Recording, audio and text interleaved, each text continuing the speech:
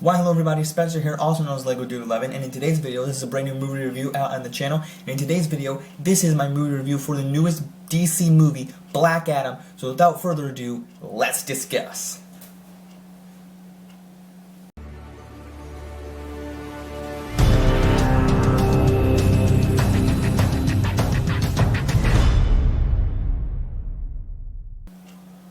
Alrighty, so first and foremost, I do have my list of notes here that I did take down on the movie, and a brief side note, some housekeeping for you guys. If you would like, be sure to click the card right up there that I will be putting up on the screen right now, that I did make a vlog of me and my friend going to see this movie, and we had a blast at this movie.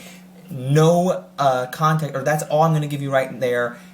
If you want to check out the video, please do so. But that's all I'm going to say because I'm going to get into the full review right here, right now. So, kicking off my notes here, like I typically do with, or as I typically do with every review here on the channel, I talk about the soundtrack or the score for whoever composes the work that is made. And for this movie, it was Lorne Balfe, or Lorne Balfe, however you pronounce the name. I've heard it pronounced a couple of different ways, and I don't want to say I'm pronouncing it right, but however it is pronounced, that is who composed it. And man, my God, I've listened to this nonstop. This is probably the soundtrack. I mean, I'm not gonna say that I listened to this the most this year, but just the soundtrack. Like when it was released, I'm like, ooh, Lorne Balfe, like cool. He's done Mission Impossible 6. He's done Top Gun Maverick. He's done the Penguins of Madagascar film that I actually like. I actually love that movie. I stand by that. That one. He's done Black Widow last year, 2021, and I mean, he's probably done other things. He's done Megamind, I think, and it's incredible, his work selection. He actually is part of Hans Zimmer's organization, music company, and this soundtrack is unbelievable. From the main theme song to just the entire soundtrack, just little motifs and the whole composition, like track list is incredible. I mean, you're listening to the movie, and I mean, some of it's the same stuff, like same repetitive stuff, but other times it's just like you're running through hallways and running, action scenes and stuff. It's incredible, and I love it. I listen to it. I'm constantly listening to this now, and I can't praise this enough. Like Lorne Balfe is somebody now I think he can't get enough praise. I'm not gonna say he's my favorite. He's not. John Williams is up there, then Michael Giacchino, but this guy is incredible. I'm probably spending way too much time on this as I have already, but this needs to be noted here. So I don't want to take up more time to talk about this, but just go listen to it. It's incredible. I might even link it somewhere up top in the description somewhere. Just go listen to the soundtrack, please. But if you have not heard it already, anyway, moving on. There's something I love about that. So, me and my friend were discussing this. The next thing I have down here is the humor of this movie. The rock humor and then the jokes. And I want to be straight up here, and I don't want to sound like this is the first time I've ever said this, but this movie had some cringy jokes here. And it had some cheesy stuff, it had some, it just is goofy. This movie is goofy, and as I've heard people say, I didn't really comment about this, but I've heard people say that this feels like a movie that would be made 15, 20 years ago, because The Rock has actually been talking about being Black Adam for 15 years, when he actually had hair. It's unbelievable, and this movie felt like it should have been made around that time, and unfortunately it has been in this stage of I don't know what to do. The script is being made, he's been kept teasing it, and now the movie's out. And I really liked it. It was a fun movie experience. But the humor and the jokes in it just felt like, oh, this is classic Rock, Dwayne "The Rock" Johnson humor. And as my friend just messaged me 30 minutes ago, coming out of the movie, I got home about to record this, and he said it feels like a WWE fight with just Dwayne "The Rock" Johnson stuff all throughout the movie. And that's kind of what it feels like. A great description and conclusion of this film. I mean, enough said if you don't know what this movie will contain, and it's like if you've never seen any of The Rock's catalog, history of films, then you're probably going to go into this movie thinking, well, this was the stupidest movie I've ever seen. If you're not already into either DC or superhero movies genre as it is, you might not like this one. But I have to say, before I continue with my notes here, I just want to straight up say this. I, as a fan of the genre, this DC movie might be the one that I actually put on over any of the other ones. Once this is on HBO Max, this is something I want to rewatch, but I feel like coming out of, not Aquaman or Shazam, but like things like Batman vs. Superman, or Justice League, or even Man of Steel, because I haven't seen that one from beginning to end, but that one, this is something I might rewatch. So going on there, I just wanted to throw that out there. The visuals and characters of this movie, I put those down side by side because I just kind of wanted to talk about this. Both of those things, I think, are the standout of this movie. And also, there's some cringy jokes. There's this character with the child of the I almost said the child of the mom. That was pretty bad description of it. But not the child of Black Adam, because there's this beginning sequence, which I'm getting ahead of myself here, but the child of basically this woman, the main character who releases Shazam, or who releases Black Adam from his prison, from his temple, and the kid seems cringy, basically is cringy, which I never thought I'd be saying that word because I don't typically like using it here on the channel, because I never just like to describe things that way unless it really is, because I don't feel like America Chavez is cringy as my friend thinks so, but this kid was absolutely cringy, and it kind of like just worked with the tone of this film. But the other characters are just kind of likable. The JSA, for instance, Dr. Fate, Pierce Brosnan, James Bond himself coming in this role is fantastic, kind of doing like those Doctor Strange type visuals. It's glorious, it's amazing. Then we have Cyclone. Good. I don't know the actress's name, and I'm not going to take the time to look it up or even just say it here because I could, but whoever played Cyclone, good stuff, good dialogue. Good visuals on her character. I wasn't like, oh yeah, I'm pumped to see Cyclone, but they had a reference when she was when she was walking into the JSA building that it said Red Tornado. Now I don't know if that was a description of her character or if it had a reference to the actual DC character Red Tornado, and I might be looking way too much into that, but I was like, ooh, Red Tornado, that's a neat reference. Maybe she's related to him. I would be fascinated to find out. Like, I wouldn't be too surprised to see if that would be true. Then we got Adam Smasher, who looked a lot like Joshua Bassett from High School Musical, the series. I'm like, whoa, that looks exactly like him, but it's not. He was good. His outfit, his mask for his outfit looked a lot like Deadpool, but he's not that kind of comedy-centric. Like, it's not like exactly like Deadpool. It's just a different type of comedy humor, different type of humor. He brings, you know, when we were watching the movie, I kept laughing at the things he would do, and then like Hawkman, the banter with Hawkman was just hilarious, which I haven't even mentioned that character yet, but the banter with Hawkman was just like, yeah, this character is pretty funny, Adam Smasher. So then Hawkman, it's funny, I was trying to remember what else has Hawkman been in besides Legends of Tomorrow. Probably nothing. But the character of Hawkman and Hawkgirl were in Legends of Tomorrow. I think only Season 1, maybe Season 2. But then once they were out of that season, I think it was only Season 1. And my friend said, there's Hawkman, or mentioned something about that. And I said, yeah, after they were gone in Legends of Tomorrow, that show sucked. Like, only like Season 2 and 3 of Legends of Tomorrow were pretty good. And then after that, it just fell off the rails. And I'm like, yeah, this show lost its purpose. So he was a standout in the film for sure. And when you get into the scene with the fight between Black Adam and Hawkman, it's pretty brutal. It's pretty intense actually, and I like everything that develops there because they're both having like this rival between who's like more manly. And you just see Dr. Fate sitting to the side like, I'm not going to interfere with this because if I do, I'm already as powerful enough as I can be. So I liked how the back and forth between Hawkman and Black Adam. So moving along from the characters, oh, and the side characters, I don't know if they're really side characters, I mean not like the JSA, but the side characters with the uncle and the mom and the kid. Again, the kid was cringy, but I feel like that dynamic of the family really worked together in and of itself, so I like that quite a bit.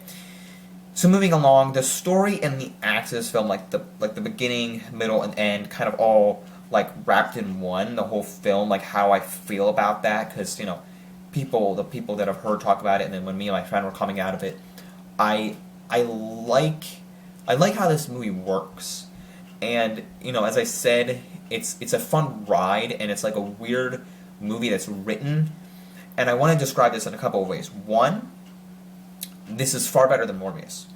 Because that movie just felt like somebody fell with the script. It was like, what?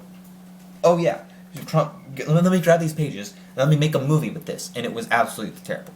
This feels like they had a story in mind, and they put this on the screen, and it felt like it should have been a movie that came out like early 2000s. But there's nothing wrong with that. But it felt like the script was written way better than Morbius was. But my second description of this movie, do you remember now? Coming out of Eternals, I'm sorry for, I just had a mind blank. In Eternals, when we came out of Eternals, I said the pacing, the flashbacks and everything was weird about this movie, Eternals. But this film, it feels like it has like the comparison, like the Rotten Tomatoes score is similar to Eternals.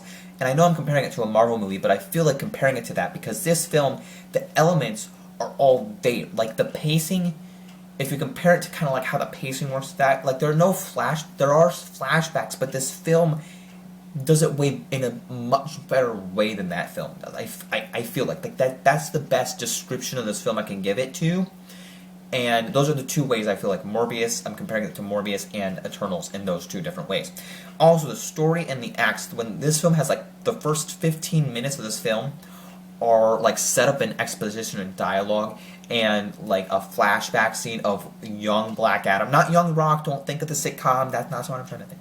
I'm not trying to say that, but the young version of Black Adam and the story of his childhood and like the like the ancestors of Black Adam's character and where he's from, and then going right into that of the main characters and the main story of releasing him, Black Adam, and then the whole like rest of the movie is just the Justice Society coming to save the day from Black Adam, and this taking over the threat of the movie, which then the villain comes in, which is kind of what I'm going to discuss right now. So basically the whole, I find the story not to be all that bad. It's not like, oh, this doesn't make sense and this doesn't make sense. As my friend said, he likes to critique things about movies. He couldn't find one thing that was like bad about this movie other than like the cringy jokes just made it really funny to laugh at this film. So like, I don't feel like the pacing of this movie and the story, the acts really work. Like there's setup in the beginning of the film, which is nice and slow. Like it's nice and it works all together.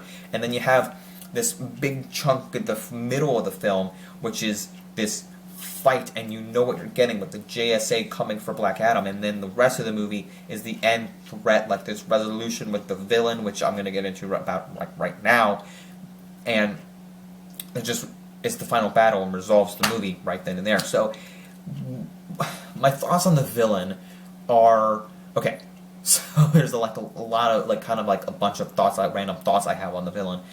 I don't mind it. I wasn't as like disappointed and let down or anything by the villain. Like I heard two things on the villain by John Campea, more specifically, because coming out of that, when I heard his specific review, it was like, this villain was lame. And everybody has their own justified opinion. It's all subjective, and I kind of see where people come from on that, but, Sabak, as his name is, it wasn't something I was familiar with. He looked like Trigon. He reminded me of Trigon from the Teen Titans, which I don't think that's what they're going for, but it just kind of thought about that. I also kind of thought about it as the live-action Aladdin movie. Like, this looks like Jafar, like the evil demon. But, kind of a little bit, but I thought it was fine. Like, I thought it was a nice battle, like a nice villain for the movie. Like, I didn't think it was like a bad setup. Like, I thought like, okay, there's a twist in the beginning. This guy rejects them, and then in the last act of the movie, he's the villain. Like he steals the crown that was from the beginning of the film. That was all set up throughout the film, and he takes it, and he's the threat. Like, what's what's lame. I didn't find it all that lame. I just found it that this character was the setup for the villain. But anyway, moving along, I liked the whole end fight and all this, not back and forth, but like the whole final battle and the resolution between how Dr. Fate sacrificed himself for Hawkman in the end, and I'm like, oh man, that was pretty intense like situation there, because Dr. Fate could do, like, use all these spells and stuff, kind of like Doctor Strange could, and he could foresee with his helmet how Hawkman was going to die, so he instead sacrificed himself that Sabbac killed him, and then Hawkman, Cyclone, and Atom Smasher had to save the day from Sabbac, and then Black Adam came when he was put under. He came back and saved the day from Sabbac. But yeah, there was this funny moment in the final battle with Sabbac, and when he arose from hell, that all these demons came up right from hell, and in the midst of this final battle, what do the mortal characters do? They gather up the other citizens from the town, Kakistan, not Kakistan, but Kangkok. I forget how it's pronounced. All of a sudden, if I watch it again, Kangkok. That's not how it is. That's not what it said. But the citizens come, and what do they use to defeat the demons? Oh yeah, sticks! We got these bats, we have these sticks, and we're gonna whack them, and they disintegrate. That's how we're done. That's how these demons go away, because we beat them with sticks, like not lasers, not the superpowers, not a spell, but yeah, we beat them with sticks. They're gone. It's like, what? We're laughing at this. We're going, this is how they defeat them? Whatever. It works. You know why? Because this is the story that they made, and whatever. It's funny. So yeah, I mean, I had a good time with it. And moving to the final thing I want to talk about are the Easter eggs in this film, because there are some Easter eggs in this film that aren't like, oh my gosh, this is a direct reference. It's not like just a shoe-in, like, oh yeah, this is from this film, or this is from this film, which it is.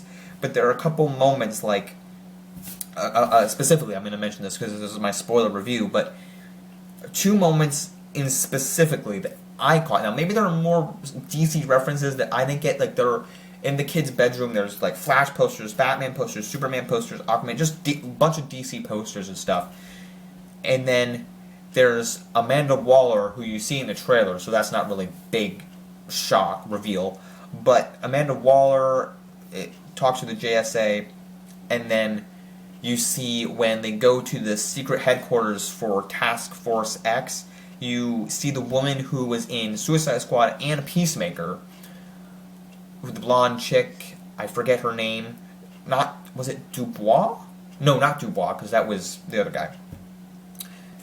So yeah, you see the blonde chick who was in the Suicide Squad and Peacemaker show, the movie Suicide Squad, James Gunn's version, and then Peacemaker show, that was also James Gunn. And I'm like, oh, there she is. So that was a nice tie-in as well. So they had those two, Amanda Waller and her, and then.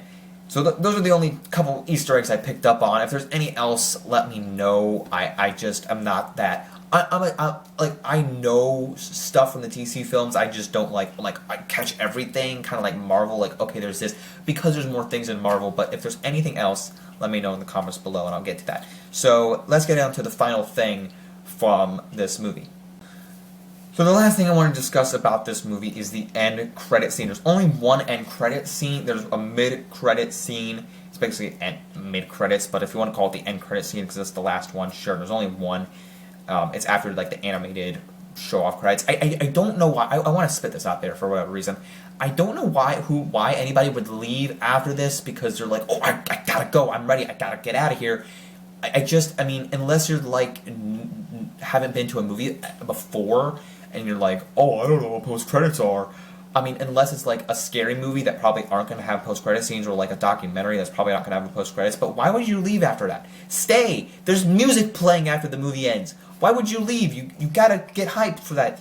You gotta get hyped for that. I mean, now maybe there couldn't have been a post-credit scene. But anyway, I just want to throw that out there. Like, you're going to leave after that? I don't know. But the post-credit scene was amazing. Me and my friend, by the way, I got it. I didn't write this down. Why didn't I write this down in my notes? I'm looking at my notes going, what did I do? So the audience in my theater was beyond incredible. This theater was like my favorite movie experience, like since a Marvel movie. I cannot wait for more movies like this. This is what movies are all about, experiential events, because my theater went crazy with the jokes, like they were laughing at certain moments. The whole theater was laughing together at certain moments. And the end credit scene was like the moment I loved. It was incredible. Can't stop talking about this. Because the moment when, I'm just going to say this, and there's no need for spoilers because it's in the video, so back out now, the major spoiler warning has been revealed. When Henry Cavill walked out as Superman, after Amanda Waller was saying, Black Adam, you aren't the strongest person in the world, like, send all the strongest people, and then you see Henry Cavill just walk out with the Superman outfit, no headless Superman like in Shazam, but he's finally here, and maybe Man of Steel 2 is coming, we don't know, but it's been rumored. And the whole theater went nuts, like, yeah! And everybody was just clapping and applauding. My friend and I were like, yes! Yes! And then you saw our reaction in the vlog, if you watch it or not. Like, we had a great time. The end credits scene. This was a movie that, I don't know how to describe it within words. Like, again, it's just a Dwayne "The Rock" Johnson superhero movie. Long time in the making, I think. Like, I don't know what would have happened if it got made years ago. How much more, like, the ratings it would have got if it was made years ago, if it would be more critically praised, if it would just get the same reactions, I have no idea. But I feel like, because of this end credit scene, more specifically, not just the whole movie was really interesting, like a fun time, but because of this end credit scene, I think DC has faith in themselves, actually. And, you know, before I went into this movie, I'm like, ugh, DC is gonna have a lot of. I'm very leery on where DC is headed, and the fact that they pushed Shazam and Aquaman 2, that doesn't feel good. I don't know how I feel about the Flash movie, even though I'm wearing a Flash shirt. I don't know how I feel about Ezra Miller's Flash movie, but this, at the end of the day, with after seeing this movie and the post-credit scene, I have a little bit more faith in DC. But we're going to have to wait and see. And by the way, they did play the Shazam movie trailer before Shazam 2, before the movie. And my friend was like, if this movie can land, Shazam 2 can land the same way the first one did, that'll be pretty good. But yeah, I have a little bit more faith in DC, but I don't know how I'll even try to see the Flash movie, but that's a different story for another time. This movie, at the end of the day, I am going to give it, I mean, this is all up in the air. I'm going to give it a 7 out of 10, because I kind of feel like that's the right number, right in the middle of 5 and 10. Like, I'm not going to give it I could give it a 6, but I feel like that's not doing it right. I feel like a 7's justified for this film. I mean, I'll take off 3 stars, 3 points, just because of the stuff, like the humor, and I mean, it's not a perfect movie by any standard, but a 7 out of 10 is what I'll give it. Definitely, if you have not seen this one yet, check it out in theaters. If you have already seen it, let me know what you thought in the comments below. But that is my spoiler review for Black Adam. Also Shazam, because I hope he teams up with Shazam at some point, or if they make Black Adam versus Superman movie. Who knows what they got, but DC, I have faith in you. Just don't mess it up, because if you do, I'm done. I'm done. Anyway, I mean, I'm a Marvel fanboy, but this one was really, really lots of fun. So, don't forget to hit that like button, subscribe to the channel, Lego Dude 11, down below, and don't forget to follow me over at Boba Fett Jedi Master, where I do posts about the movies I see, Lego stuff, and don't forget to like, comment, and subscribe. And stay up to date on the movie reviews and other vlogs and videos I do here on the channel. Follow me at Boba Fett Jedi Master, and like, subscribe, and don't forget to keep calling me. Let it go. Peace out. Bye, everyone.